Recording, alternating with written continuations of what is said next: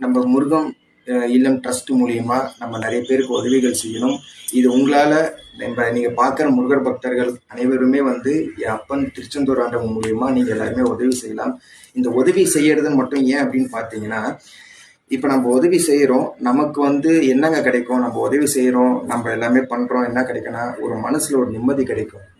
நிம்மதி வச்சு நான் என்னங்க பண்ணுறது அப்படின்னா, இப்போ நம்ம ஒரு குழந்தைக்கோ இல்லை வந்து நம்ம ஒரு அன்னதானம் பண்ணுறோமோ, இல்லை முடியாதவங்களுக்கு நம்ம உதவி கல்வி ரீதியாக கொடுக்குறோமோ, இல்லை பொருளாதார ரீதியாக கொடுக்குறோமோ, இல்லை நமக்கு ஒரு மருத்துவ ரீதியாக கொடுக்குறோமோ, இந்த பண்ணுற எல்லா அனைத்து உதவியுமே வந்து இன்னைக்கு இல்லைன்னா நமக்கு நாளைக்கு வந்து இதே மனிதர்கள்னா இப்போ ஏன் மூலியமாவோ நீங்க பார்க்குற ஒவ்வொருத்தவங்களோட மூலியமாவோ யாராவது மூலியமா வந்து இறைசக்தி வந்து வேலை செஞ்சு நம்ம முருகப்பெருமானே வந்து மனிதர்கள் ரீதியா உங்களுக்கு தேவைப்பட்ட அந்த நேரத்துல கண்டிப்பா உதவி கண்டிப்பா கிடைக்கும். இது என் வாழ்க்கையில அனுபவிச்சு நான் சொல்றேன். என்னோட பேட்டிகளை கூட சொல்லியிருக்கேன். என் வாழ்க்கையே வந்து அர்ப்பணிச்சது முருகப்பெருமான் மட்டும்தான்.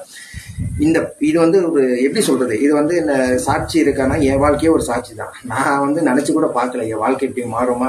எனக்கு இந்தந்த டைம்ல இத்தனை மனிதர்கள் வந்து என் வாழ்க்கைக்கு வந்து ஒரு ஒளி விளக்கா இருந்திருப்பாங்களா நான் நினைச்சு கூட என் வாழ்க்கையில பார்த்ததில்லை.